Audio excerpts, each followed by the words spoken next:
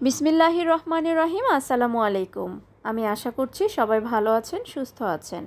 রুবিস dream চ্যানেলের পক্ষ থেকে সবাইকে শুভেচ্ছা জানাচ্ছি। আজকে এসেছি গুলশান শুটিং ক্লাব। এটি পুলিশ প্লাজার ঠিক পাশেই, হাতিরঝিল দিয়ে আসতে হয়। তো হাতিরঝিল চক্রাকার বাস দিয়ে আমি এসেছিলাম। এখানে মূলত আসার উদ্দেশ্য হচ্ছে এখানে পহেলা বৈশাখ উপলক্ষে মেলা হচ্ছে 1432। তো সেই মেলায় আমি স্টল নিয়েছি। আমার প্রোডাক্ট ছিল 3 পিস এবং জুট জুয়েলারি। যেহেতু আমি একজন প্রশিক্ষক, আমি পাট জাতীয় পণ্য বিষয়ে প্রশিক্ষণ দিয়ে থাকি সেলফ রিলায়েন্স ট্রেনিং সেট প্রোগ্রামের মাধ্যমে। আর এছাড়া আমি জয়িতা ফাউন্ডেশনেও প্রশিক্ষক হিসেবে কাজ করেছি। আর এখন এই প্রোগ্রামের উদ্বোধনী অনুষ্ঠান হচ্ছে। আমাদের প্রধান অতিথি এসেছেন।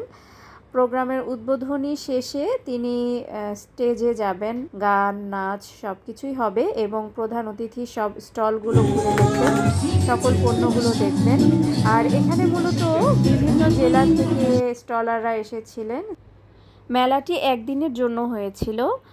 এটি সকাল 10টা থেকে রাত 10টা পর্যন্ত ওপেন ছিল। সকাল থেকেই বাঙালি সাজে সকলের উপস্থিতি অনুভব করেছি। সবাই এসেছে, অনুষ্ঠান উপভোগ করেছে, কেনাকাটা করেছে এবং খুশি মনে বাসায় গিয়েছে। তো পয়লা বৈশাখ উপলক্ষে এটাই প্রত্যাশা, দেশের মধ্যে থেকে সকল অস্থিরতা অশান্তি দূরীভূত হোক এবং আমাদের সন্তানরা সুস্থ থেকে পড়াশোনা করুক, ভালো থাকুক আমাদের দেশ। এগিয়ে নেবে ম্যামকে অসংখ্য ধন্যবাদ। আমি বেশি কথা বলবো না, মাশাল্লাহ। এটা হচ্ছে আমার স্টল। এখানে 3 পিস এবং জুট জুয়েলারি আছে। 3 পিস খুব রিজনেবল প্রাইসের মধ্যে ছিল, 350 টাকা থেকে শুরু এবং 5000 টাকা এরকম দামের মধ্যে ছিল। আর পাশে যে জুট জুয়েলারি আমরা দেখতে পাচ্ছি সব কিছুই পাট দিয়ে তৈরি, পাট জাতীয় পণ্য।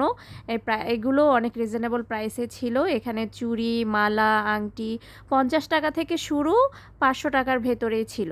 তো যারা এসেছে, এখানে একদিনের মেলা ছিল যদিও, তারপরও আমরা যে যতটুকু প্রোডাক্ট নিয়ে গিয়েছিলাম প্রায় সব কিছুই সেল হয়ে গিয়েছিল, কারণ অনেক বেশি ভিড় ছিল এবং অনুষ্ঠান হচ্ছিল। প্রত্যেকে এসে অনুষ্ঠান উপভোগ করেছে এবং অনুষ্ঠানের ফাঁকে তাদেরকে কেনাকাটার জন্য স্পেস দিয়েছিল যে এবার কিছুটা সময় বিরতি, আপনারা একটু স্টল দেখবেন এবং কেনাকাটা করবেন।